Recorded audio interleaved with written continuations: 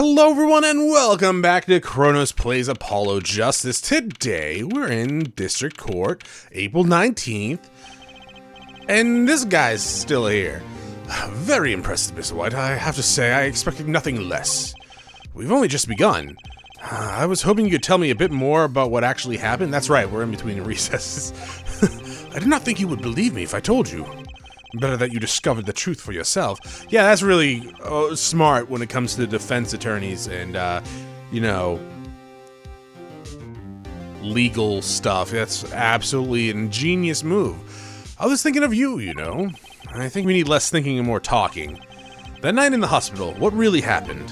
Ah, the way your eyes gleam, Mr. Wright. You're scared, Trucy. Speaking of which, where is she? You have seen the problem yourself, the letter. The one shot in the forehead. One, right? I don't know why my brain had trouble processing that sentence. Yes, and the reason he speaks of. I could not deny my mentor's wishes, even if it meant my own death. Why not? This is something I will not say for now, at least. What's this for now business? I have done many things in my life, some well, some poorly, some very illegal. That's why we're not talking about it. This is the cross we must bear alone to our graves.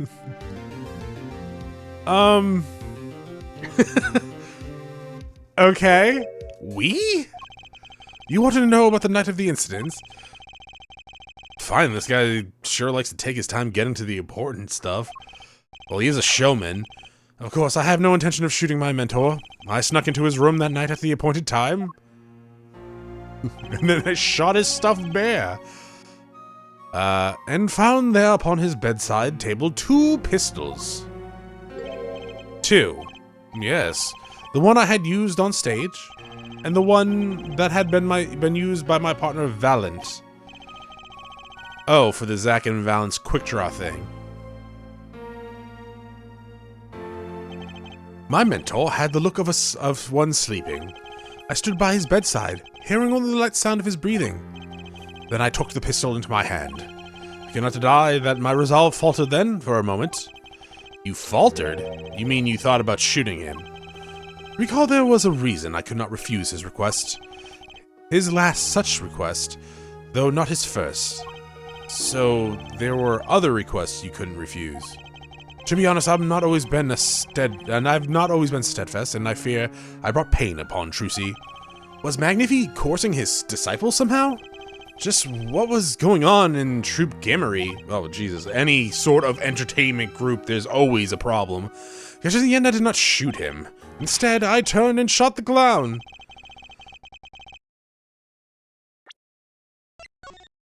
Okay, yeah. Why did I think it was a teddy bear?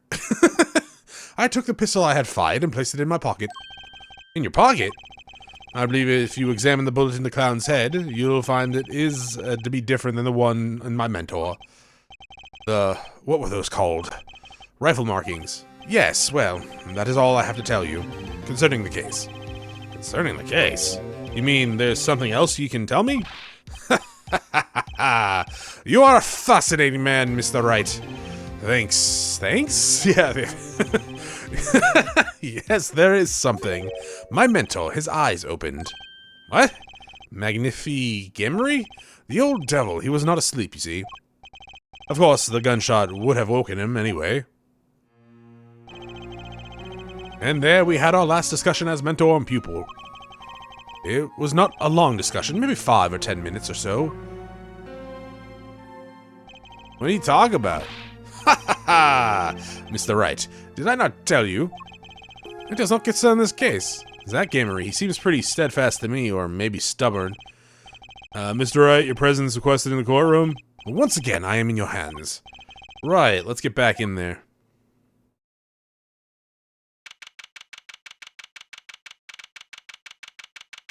Alright, court is now back in session. During our recess, a bullet was found and dug out of the clown's head. Well, this is new. In the rifle markings, there wasn't time to do a detailed analysis, though they did find the weapon type matches the murder weapon. Well, that's not very conclusive, is it? Which is why I'm about to call my very decisive witness. Decisive witness? How many times have I heard those words? though they often turn out to be far less decisive than you think. Oh, don't worry. That is actually extremely true. Has there really ever been a decisive witness in any of the Phoenix Wright games that I played? At least from the prosecutor's end?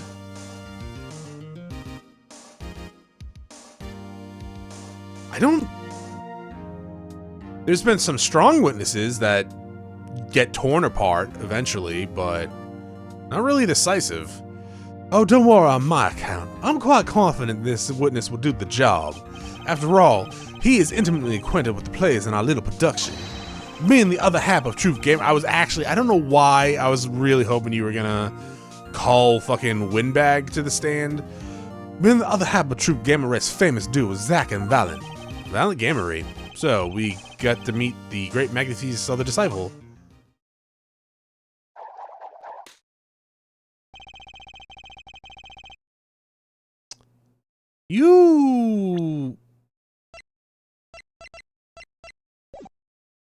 You have not aged well in 7 years, apparently. Perhaps we'll start by asking your name and occupation.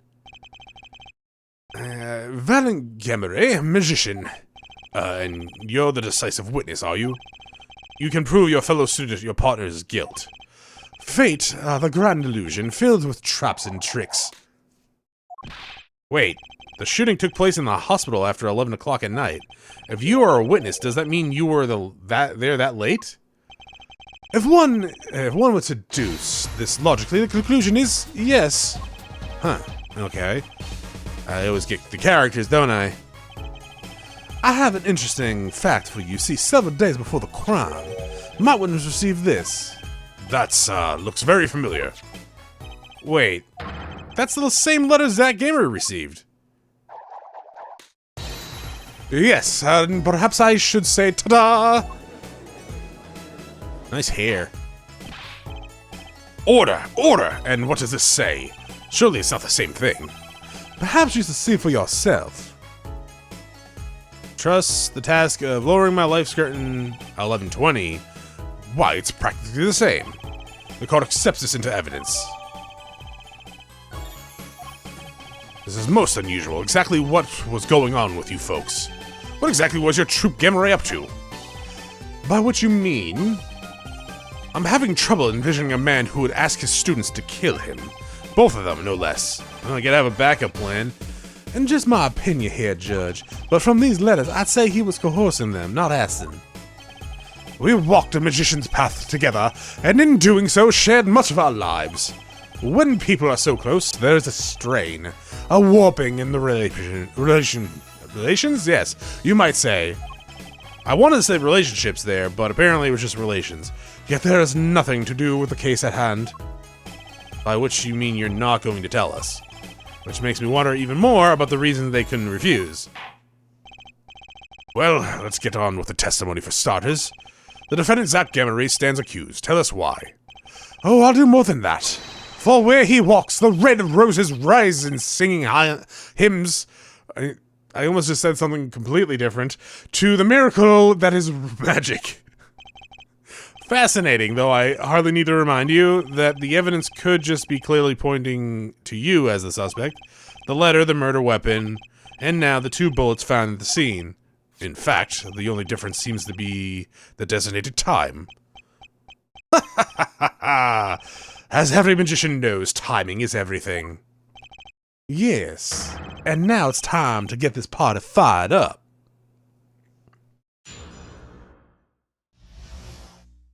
The night of the crime. That night, I visited the hospital room at the time Magnifi requested. The smell of gunpowder hung in the room, and my mentor had taken his final bow. I did not imagine my fellow student might have received the same instructions. Yet a deal with the dead is still a deal, death's sweet kiss I gave to the clown. Then I informed the doctor and the police. Okay, so you're saying you're the one that shot the clown. You were the one who reported the crime. Indeed, I would think. This fact alone would clear my name of suspicion. Yeah, no. Oh my god, actually, another depressing story. I don't know how old it was. I I don't even remember where I saw it. I think it was either, I think my mom was watching the news and I was doing something for her or I saw it on the internet somewhere.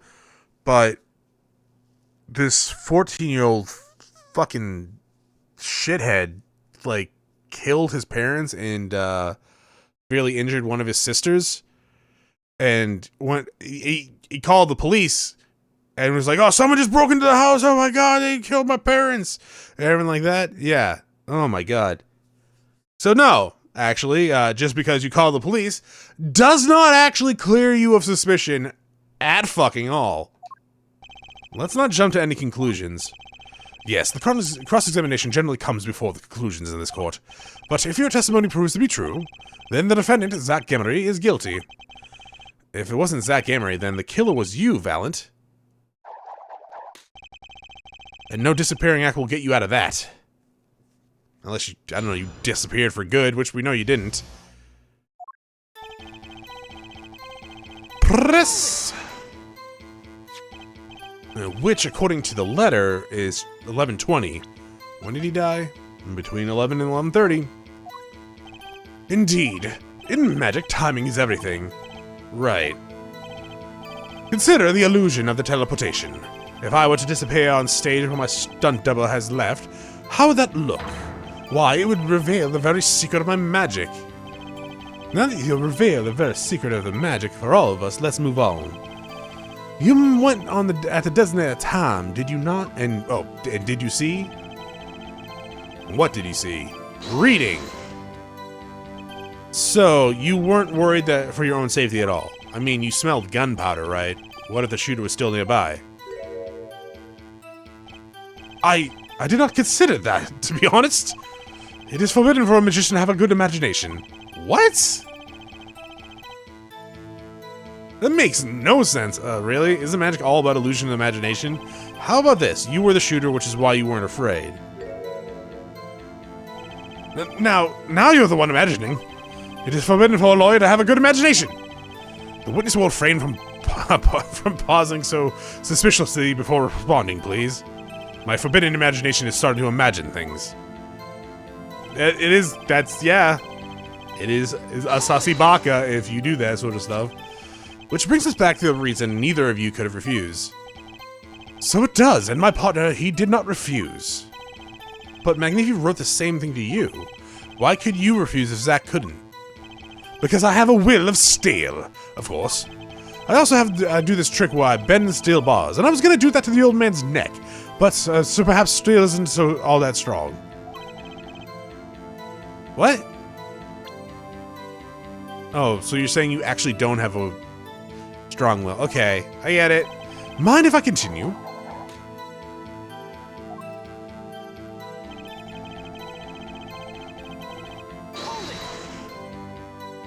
There were 2 bullet holes at the scene, one in the victim and one in the clown. You're saying the one you shot was the clown, or who shot the clown was you.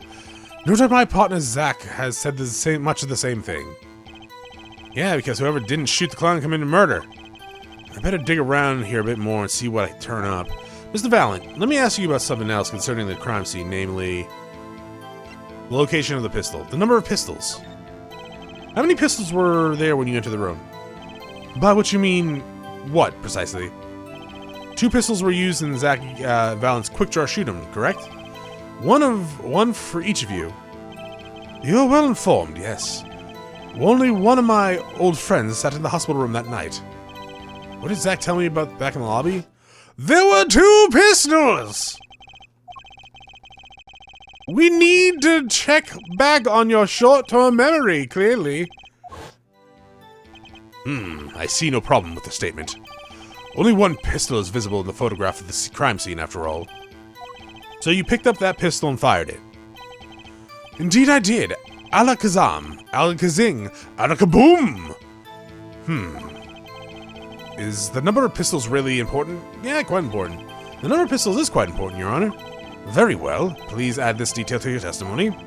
What can I do but obey? You could lie. Yeah, you can just fucking lie. So you took the only pistol there and fired it. That is correct. The pistol was this one, which was left at the crime scene? Good show! I see you two are a musician of sorts. And you're an idiot of sorts. Do you have any idea what you just said? I see the fire in your eyes as you glare at the witness. How about heating up this trial a bit? These slow ballads bore me. Huh. I got a hunch, but maybe that's all it is. Maybe I should ask about something else.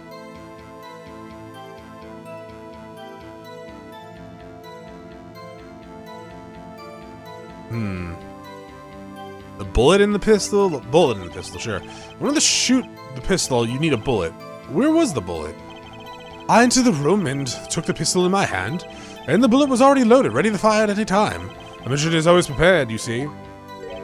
Prepared for... One never knows when a miracle will be called for. A magician always has 7 doves in his pocket and a white rabbit up his sleeve. I mean, I hope not, because that sounds actually like animal abuse. Clearly, we're dealing with professionals here. And idiots. Is this bullet that was loaded in the pistol really so important? I mean, yeah, I guess. Without a loaded bullet, we wouldn't have murder. It's very important, Your Honor. Very well. Add the detail to the testimony. I guess I'll just keep doing it until I think I have enough. If the pistol was already loaded, something doesn't make sense. Why weren't the victim's fingerprints on it? You should know that we of the Troupe Gamere are capable of many things. One of these being the levitation of iron balls without touching them. There's no magic involved here. The shooter it was just methodical, that's all. He said to wipe everything with fingerprints. Can't really do much with fingerprints that weren't there. Maybe we should ask about something else? Location of the pistol? Where exactly was the pistol when you entered the room? Atop a small bedside table it was. As to say, here I am, take me into your hand, pull the trigger, shoot him! The victim clearly wanted to be shot. But why? He's terminally ill. I mean, honestly, if there was no chance of me surviving at all, I wouldn't want to suffer either. I don't think I would go through something like that, but at the same time, there would have to be easier ways than being shot in the head. Because hey, guess what? You can survive being shot in the head. And you don't want to survive that sometimes, right? Especially if you're already terminally ill. You're now terminally ill with probably a good amount of brain damage, or trapped in your now useless body because you hit something in your brain that makes you a pretty much fucking vegetable, right? So, yeah, I don't know. I feel like that's a very poor choice of ways of ending your suffering quickly, right? Perhaps he wanted to go out with a bang. Yet we will never hear the truth from his lips, so all we can do is guess. Yeah, I guess it's important. I'll just press it. Sure, why not?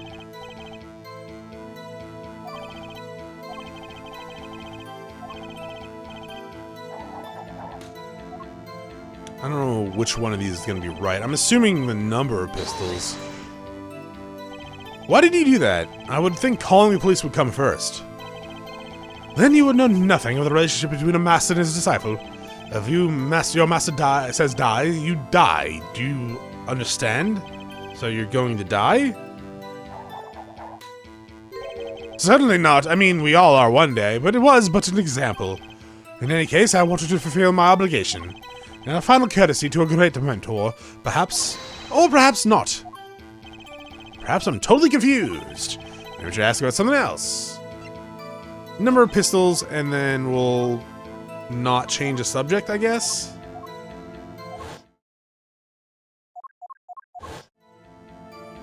It was definitely the longer one. Yeah, it's quite important. I'm assuming I'm gonna need to present something here. We'll press on the last one before I do anything. I don't know what we would present, actually, now that I look at that. So you informed the police. What did you do then? What do you suppose I did? I used my magic to levitate my mentor's corpse, perhaps? I don't know, that's why I'm asking. Now please answer the fucking question. Skip the sarcasm. After I made my report, I called the doctor and we returned to the room. While we waited for the police to arrive, we discussed stomach medicine. We've confirmed this with the doctor. It's all checks out. He praised Mr. Vallon's knowledge of stomach medicine, in fact. This is an honor I do not deserve, but I must accept. Both Magnifi students received the same letter. Both admit they haven't gone to the hospital that night. 2 bullets were fired, and one of them killed Magnifi. Time to find the cracks in his testimony. The crack in the testimony is this. But...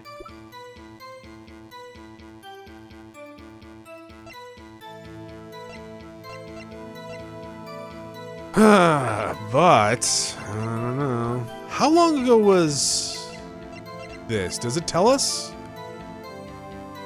No.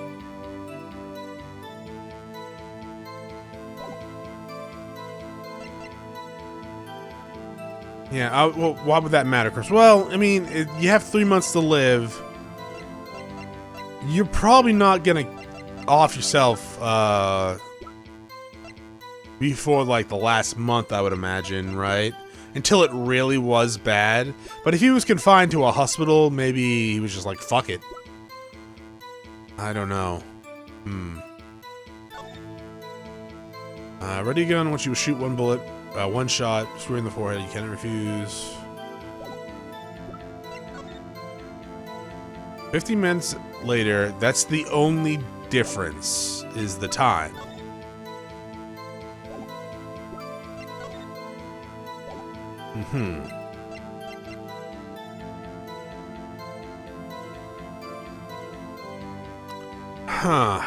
I guess only 1 pistol. Am I missing something? I pressed on everything. I guess this would be the...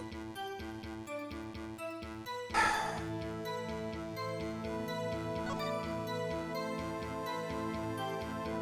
already looked at that. There was nothing else there, so I have to present something. And I'm assuming it's here. I'm assuming I have to present something. You know what? I'm just gonna look through this real fast. Yeah, alright.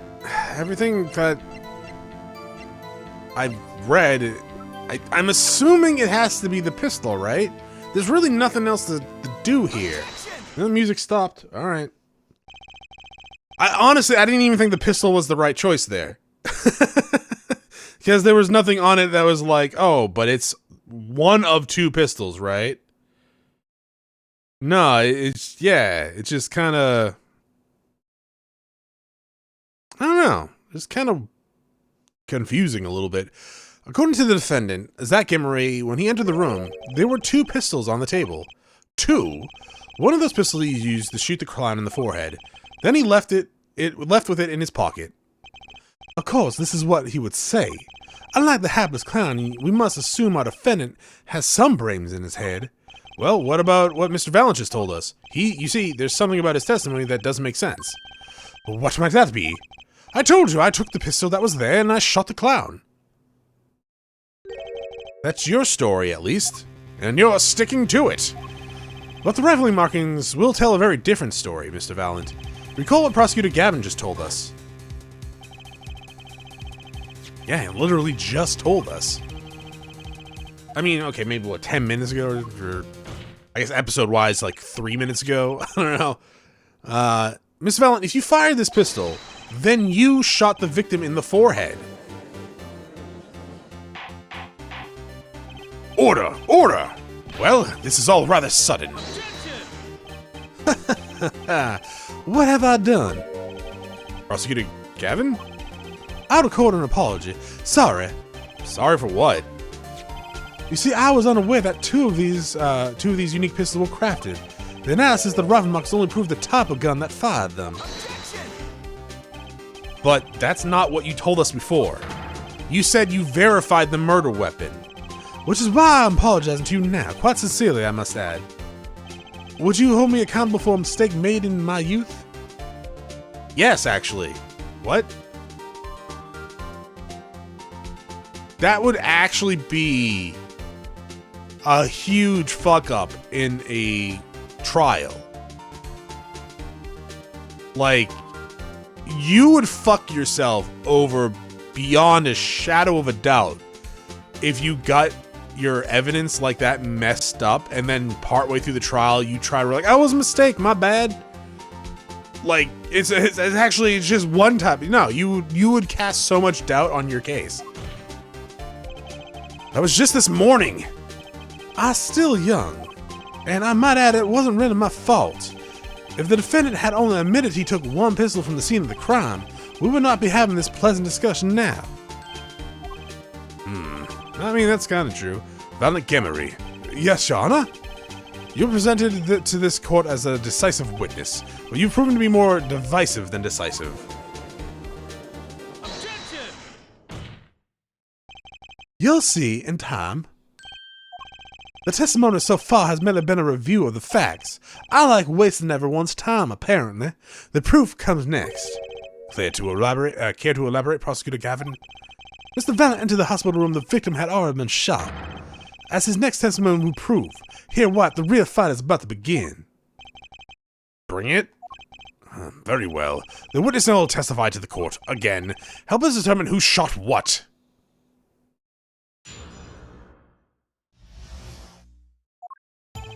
I arrived in the hospital at an appointed time, which is to say 11:20. After discovering the body, I fulfilled my obligation, then called the doctor. The doctor examined the body before the police arrived. He was quite clear about the time of death, 11:20, which, if my defendant is innocent, is not exactly accurate either. And the one in the room at the time was my partner, not me.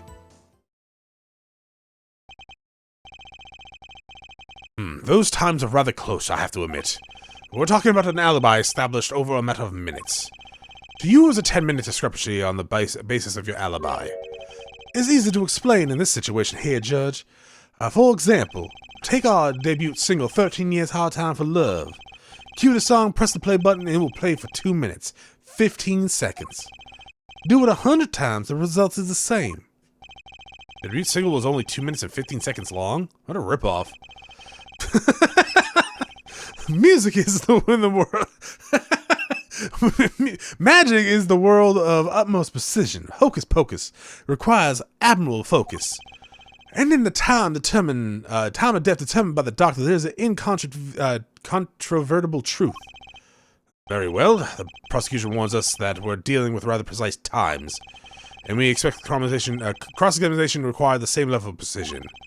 I would hope the defense refrains from its customary broad, sweeping accusations. This would blur the focus this case so clearly demands. Point taken. Baseless remarks will result in a penalty. Okay. So, carry on right. Carry on, my wayward son.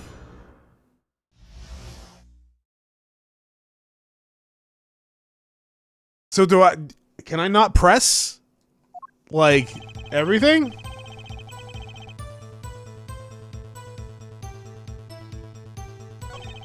Okay.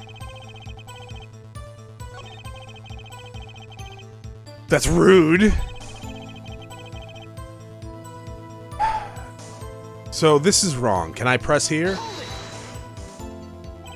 I don't think I'm stepping out on a limb here to say I have doubts about this. How could the doctor be so precise with the time? We do usually only get an estimated time of death, true. I'm not sure I've heard of the verified time of death. Magic revels in making the complex appear simple, but reality is the opposite. What appears complex in this case is a simple matter of subtraction.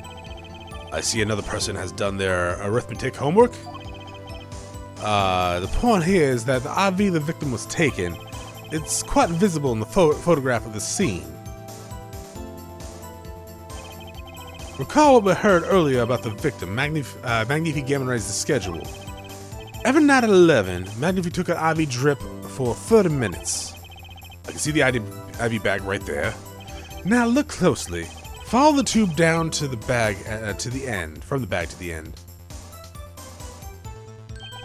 Ah, the needle's been removed. Doubtlessly, it fell out when he was shot. What? That would seem to be the case. How would that seem to be the case?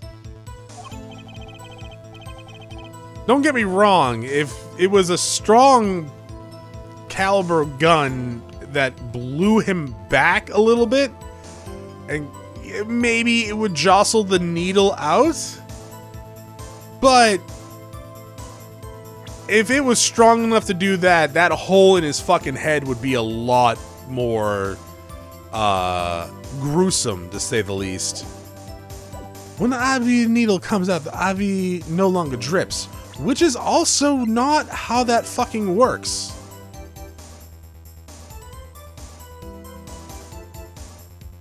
They would have to shut it, the valve up top. Like the tubing, there's usually a clamp, or if it's hooked up to a machine, which it seems to be, they would push the button so that it would stop the drip. What? Ah, you could just measure the remaining IV fluid. Precisely. The IV liquid functions for our purposes as an hourglass of sorts. Except it fucking doesn't. That doesn't make any sense. Yeah, you know, so hey, when I had a hernia operation back in the day, I was a very young man, and I woke up from my anesthesia, and it wasn't silly haha waking up from being put under. It was, I was very fucking confused and irritated, and I saw this fucking thing in my arm, and I was like, oh, I don't want that there. And I ripped it out of my arm. It was an IV.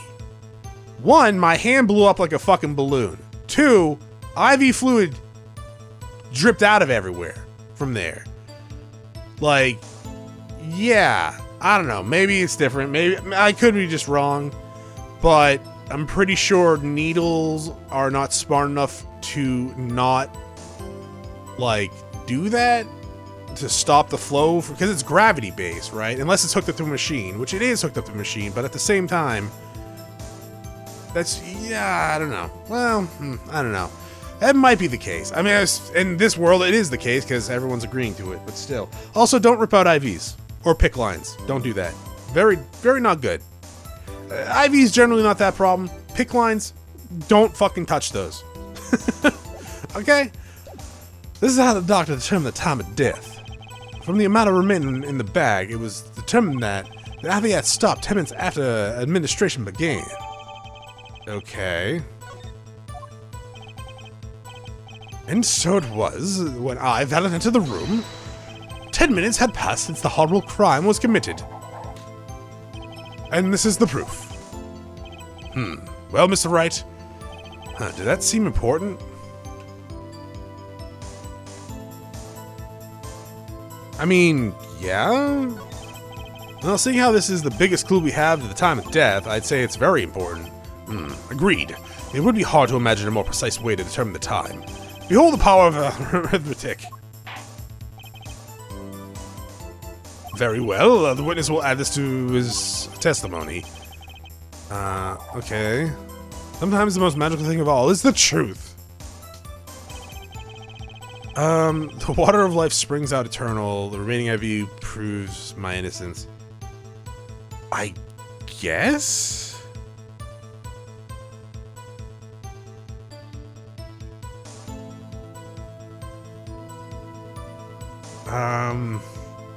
That's not...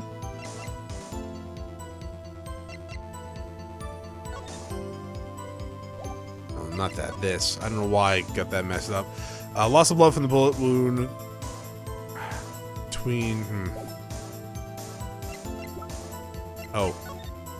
30 minutes required to administer full IV from the amount remaining. IV stopped 10 minutes from emission. Was there anything that...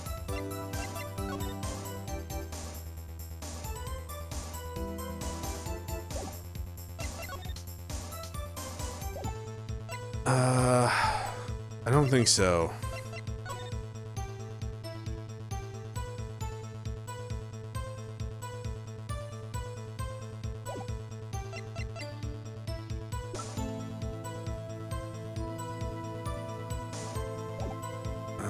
So I can't...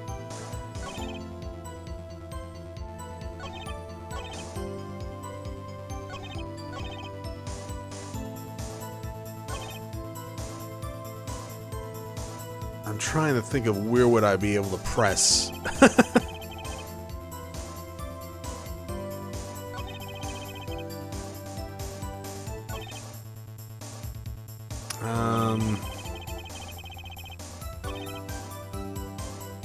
Yeah, where would I might be able to press here. We just got that one.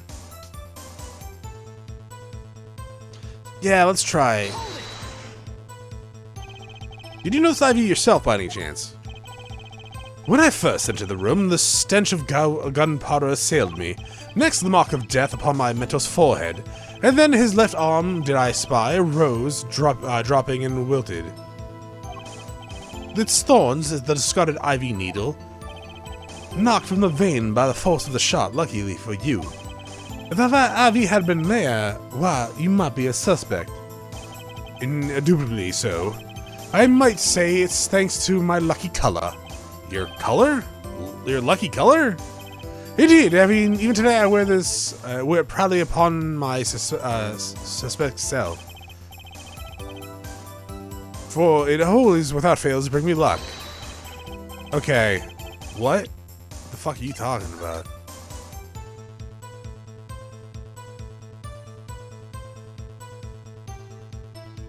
Are you saying the IV's yellow?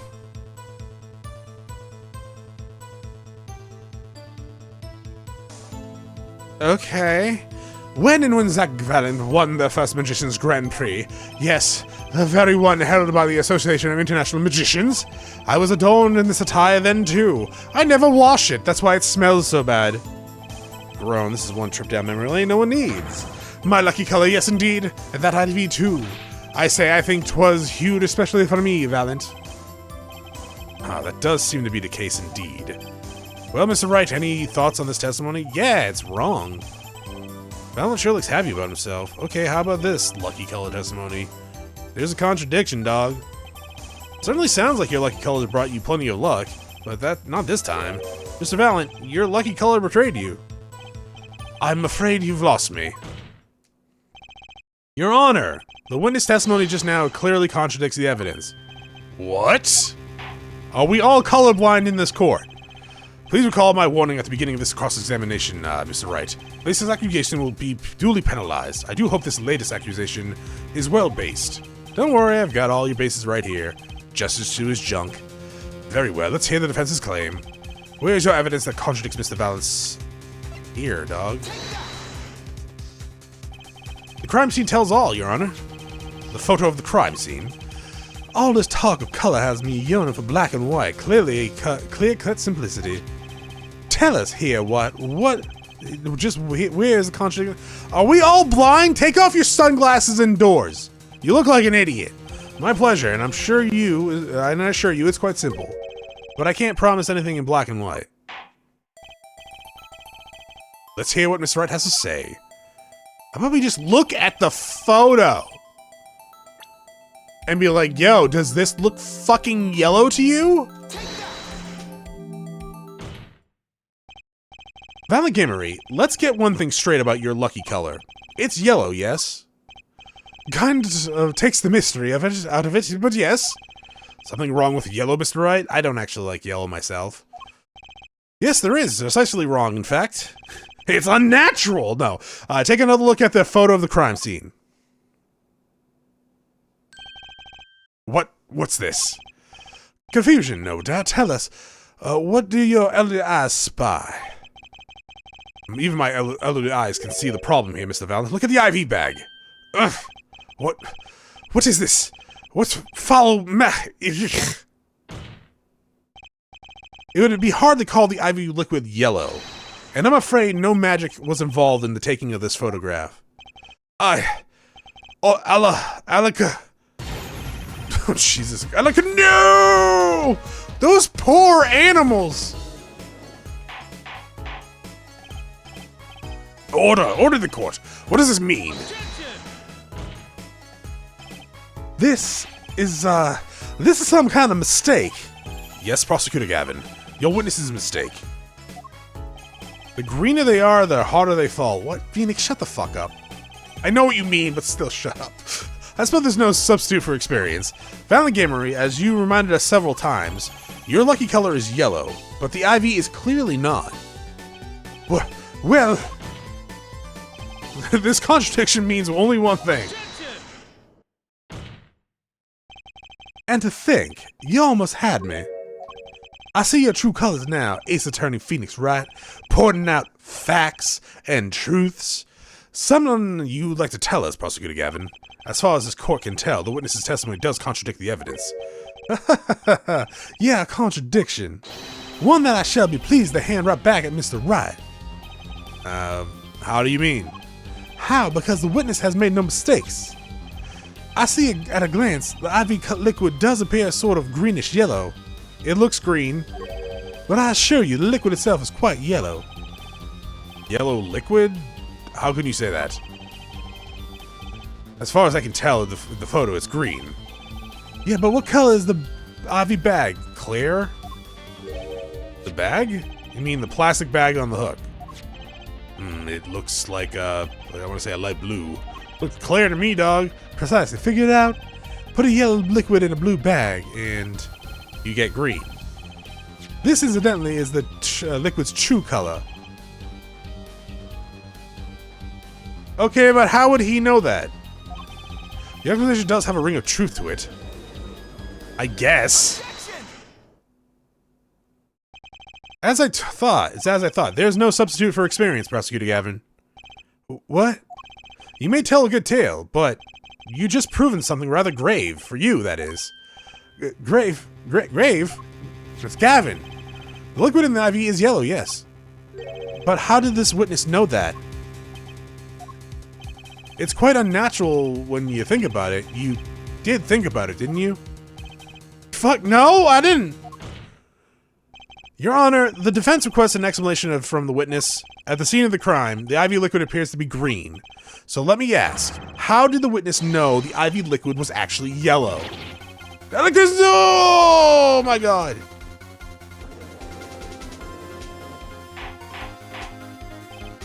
Order! Order! Where are my glow sticks? I need to dance! Mr. Wright, you will explain this at once. Oh, wait, what? Mr. Wright, you will explain this at once. The witness clearly knew the color of the IV liquid, so I'm sure it means something, but what? I'm an idiot! I can only think of one possibility, Your Honor. The witness, Valiant Gamery, has testified that the IV liquid was yellow because he knew the liquid's true color, he's seen it before. It looked yellow. Well, I was actually hoping for an option that he was there when they put it in the bag. But would that be he's seen it before?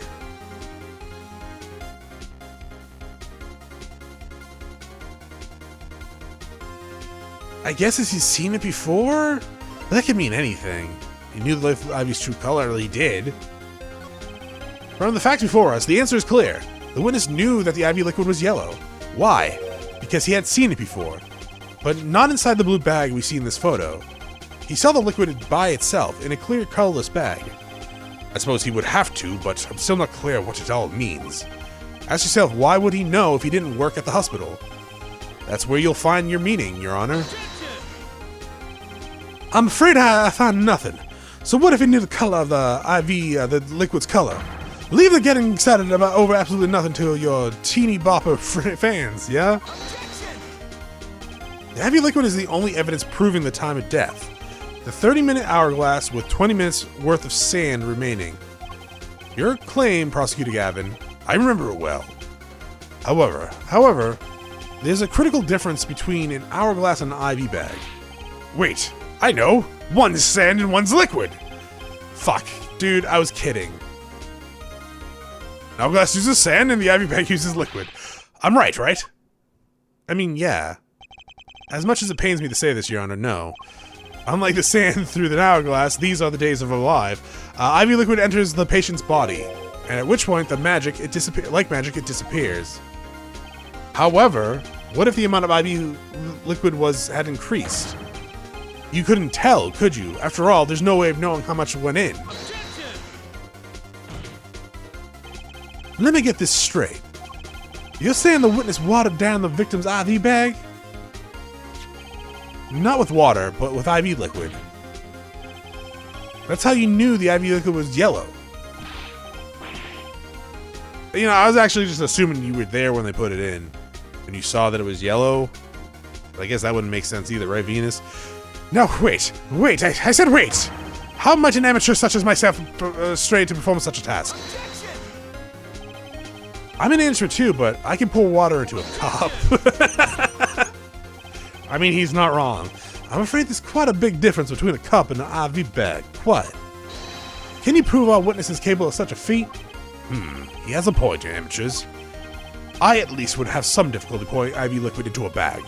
You don't need to be an expert to see the look on the witness's face. He added liquid to that IV bag, throwing off the time of death. I tire of these fairy tales lacking evidence. Well, Mr. Wright, any solid evidence to bring us back down to earth? Valentine, I'm afraid your magic won't serve you well in a life of crime. Unless it's really good magic or real magic. Might I ask what you're suggesting? Magic relies on props, and props become evidence. Our witness has certainly able to increase the amount of IV liquid in the bag. All he do was work a little magic, and the prop was...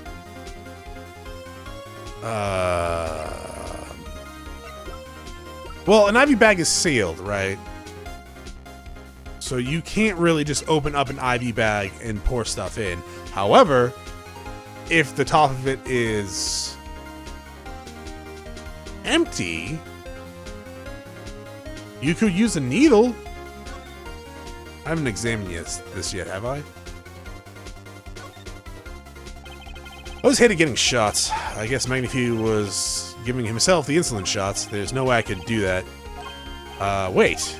If Magnifique used this to inject his insulin, why are there no traces of having been used? Something to keep in mind. Oh, it's not been used, though. Shit, well, let's try it. Okay. The fact that you said it's not been used made me a little bit worried there for a second that I was wrong. But the victim's syringe, it's the perfect prop for the magical increasing IV bag trick. Or IV liquid trick, whatever. And neat enough for an amateur to use. What kind of evidence is that? The syringe was clean and not a trace of liquid in it. And don't you find that odd, Prosecutor Gavin? What? The victim had the syringe to administer his insulin shot. There should have been traces of insulin left inside. Well, Valiant Gamery, as you pointed out yourself, the IV liquid makes the perfect clock. One that you could have manipulated at will. Alaka! Alakazah! Can I pet your bunnies?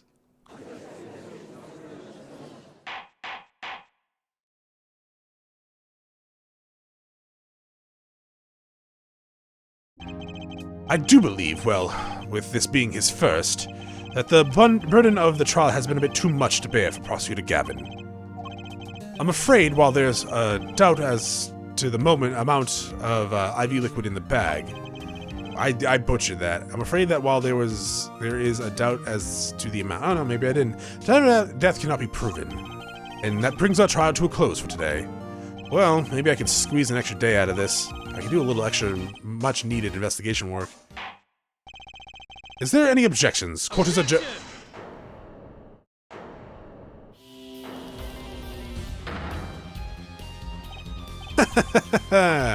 Truly, there's no substitute for experience. Nothing blinds one to the truth so effectively. A word to the wise. Underestimate the young, you'll always sweep your feet from out from under you. In a way you never ever expected. You see, I know exactly what you're thinking. What's he talking about? You say the witness used a syringe to manipulate the levels of IV fluid. But there's no proof. There's no proof he didn't do it either. Yes, quite true. He's admitting it. Nor was the witness quite as decisive as I'd hoped. This, I admit, after all, why linger on the past when the future holds so much? You have something in mind, Prosecutor Gavin. Proof here, Judge. I have another way to prove my case. With evidence, no less. What's this? It looks like a diary, but you know what? I think we'll find out next time. Thank you for watching. I hope you all have a great day. Bye.